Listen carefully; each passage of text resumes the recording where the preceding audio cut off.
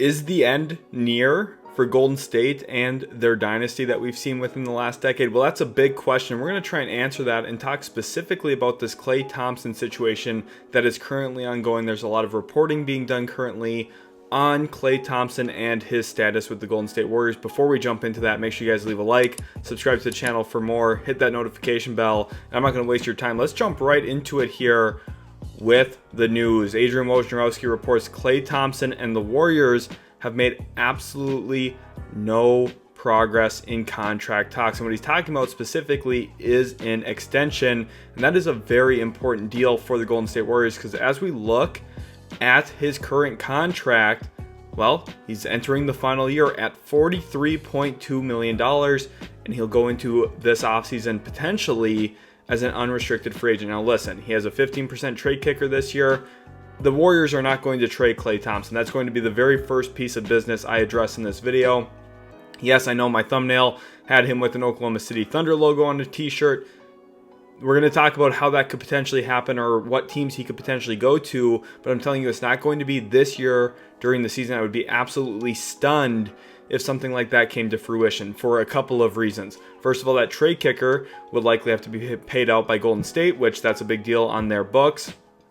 And they also do have some kind of limitations when it comes to making trades right now, given the fact that they owe a pick already out the door.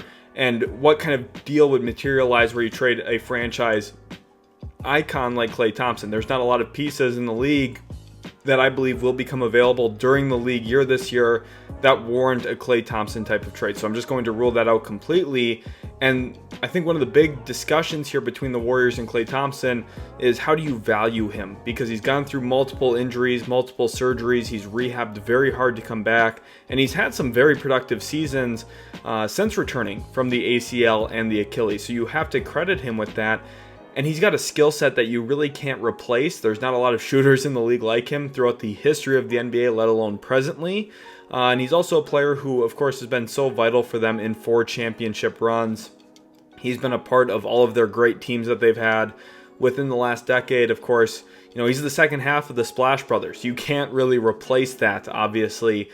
He and Steph Curry have given us so many awesome NBA moments, and I think for Klay Thompson's camp, that's what they're pointing to. They're saying, look, this is what we've done, this is how we've contributed to what the Warriors are and have been. And those are all valid reasons for them to want one more massive payday for Klay Thompson as he's kind of aging and getting to a spot with those injuries. Like, where's his career going to be? Is he past his prime currently?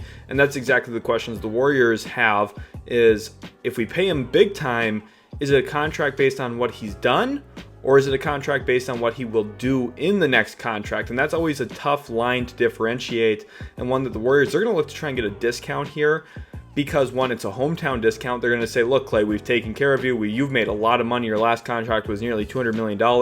We'll give you another big contract. It just won't be quite at that 30 to 35% of the league cap maximum that he's eligible for. And I think that's where the sticking point is right now. Of course, that's what Klay Thompson and his agency wants. And from the other perspective, the Warriors want to get him at around 20 to 25% of the cap compared to 30 to 35% of the cap, which is a pretty big difference when you're looking at the total sum.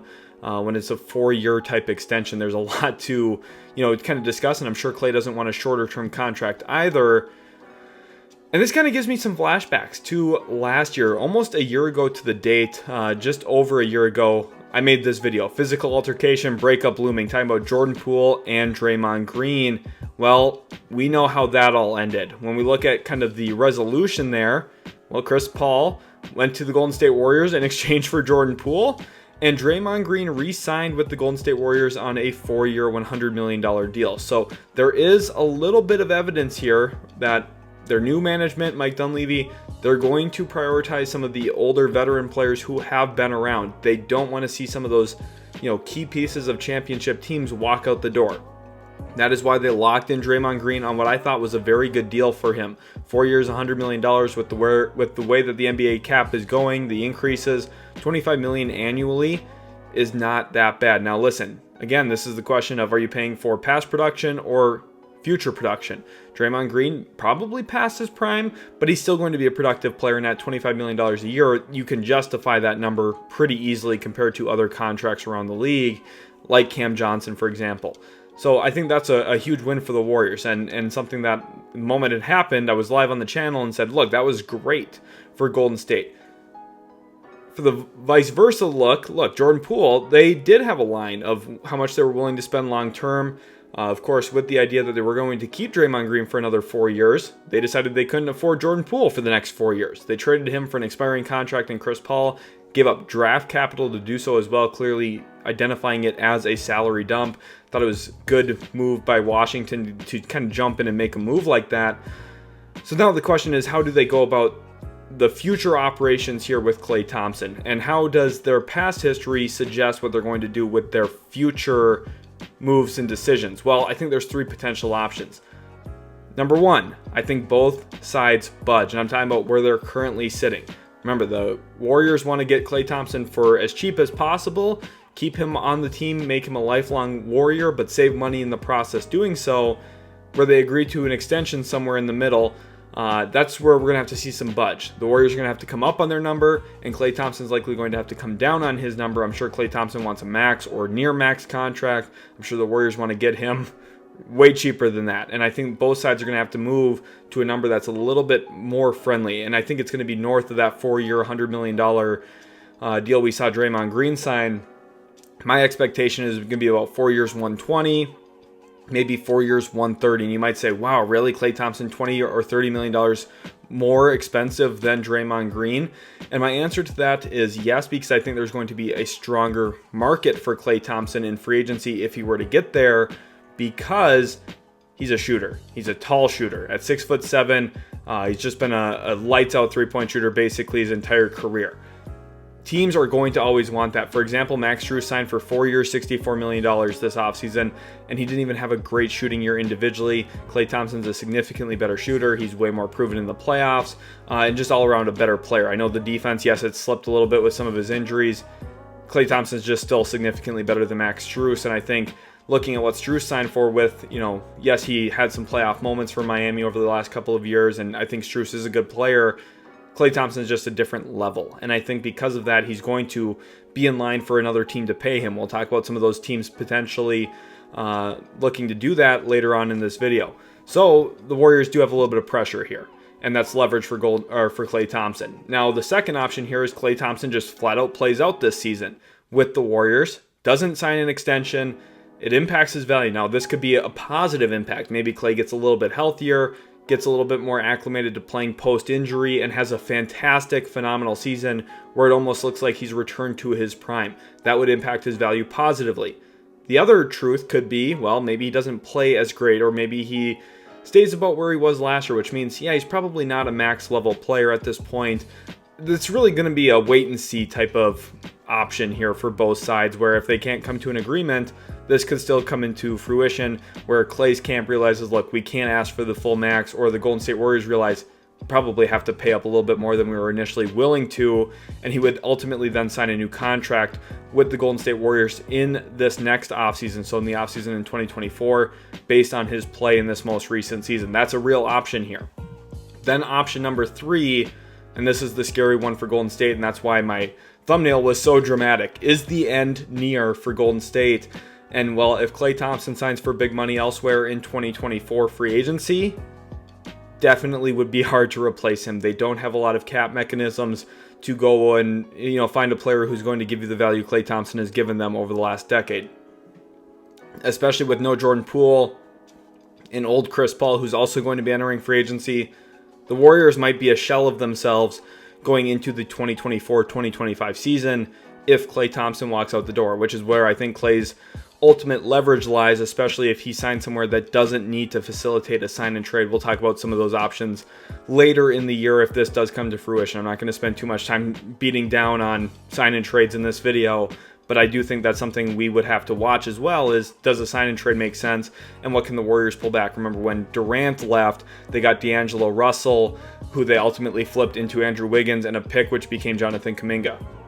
Very good business there from Golden State and their front office, who, look, it's not the same exact front office. GM change, Of course, there's a lot of moving pieces here. So the situation looks different. We'll see if they're going to be able to be as shrewd if option number 3 is what ultimately occurs. But I think there's going to be some questions here nonetheless, which leads me to some potential teams. And I've focused on some Western Conference teams. There's also some East teams in here. And some of these I think would be surprise teams. The Sacramento Kings, first team I would list. Mike Brown is the Kings head coach. Of course, coached Klay Thompson in Golden State. And the style that Sacramento plays with is very similar to the style that Golden State uses. A lot of off-ball screen action, a lot of screen action in general.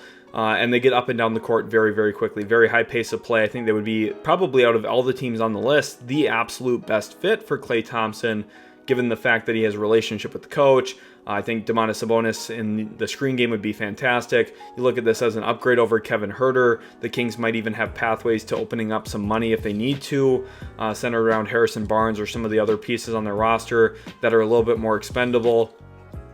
I think the Kings are in a pretty good spot, honestly, to make something like this work if they found a way to get to Klay Thompson. The Mavericks, they're desperate for talent. They will be desperate for shooting. I'm telling you right now, teams are going to really shrink in on Luka Doncic and Kyrie Irving. This year, the Mavs are going to be very reliant on Grant Williams making threes. And if you could upgrade into a Klay Thompson making threes, it makes you feel a lot better about your half-court spacing and offense in general.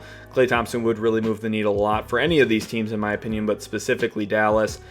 Houston, definitely another team that needs spacing. They were one of the worst three-point shooting teams in the league last year. They added 2 bad volume shooters in Fred VanVleet and Dillon Brooks. Now, look, I think the Rockets got a lot better, but I think their biggest weakness on the team, especially including recent rookie draft pick Amen Thompson, who I love. Listen, I think the Rockets have a very bright future, but I think if there's one thing to point out, hey, they could use a little bit more shooting. Klay Thompson adds a lot more shooting to the team, which I would really like to see. Minnesota, Chris Finch is a running gun type of coach. Tim Connolly kind of hamstringed him into a different style of play with Rudy Gobert and Karl Anthony Towns. So maybe some type of shifting would make some sense. Klay Thompson was nearly a Minnesota Timberwolf back during the Kevin Love trade sweepstakes. Luckily for Golden State, they did not make that trade. But Klay maybe going to Minnesota would be awesome.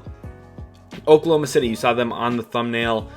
This would be a dream come true. Oklahoma City does such a great job driving the basketball and then kicking out, spraying it out to shooters. We saw how efficient and effective Isaiah Joe was for Oklahoma City. Now imagine making that Klay Thompson, just a better shooter outright, a guy who has probably one of the quickest triggers in the league, would be an absolute great addition. The Knicks, they need more spacing, especially in the half-court offense in the postseason. I think that Klay Thompson would go a long way in elevating both Julius Randle and Jalen Brunson, the way that those two like to play the mid-range game, getting to the paint, and scoring. If you have a guy like Klay Thompson who you can't help off of, it just completely alters the geometry on the basketball court. And then Cleveland, I talked about Max Strus earlier. Listen, he signed with the Cavaliers. If they were looking for an upgrade, it would be to Klay Thompson. But I think the Cavaliers out of all of these teams are the least likely, unless it's centered around something like Jarrett Allen in a potential sign-and trade. But that's a little murky right now. We'll see how this season goes before I want to really start dialing into something like that as a real option. So what's my actual expectation? And that's a great question. I think that's really the whole premise of this video, is what's going to happen with Klay Thompson. Is he going to be a Golden State Warrior for the rest of his career or not? And my answer to that question is actually yes. Yes, he will be. I think, the team he's won 4 titles with, I think that they're valuing keeping their core together. I think they want to keep Steph Curry happy.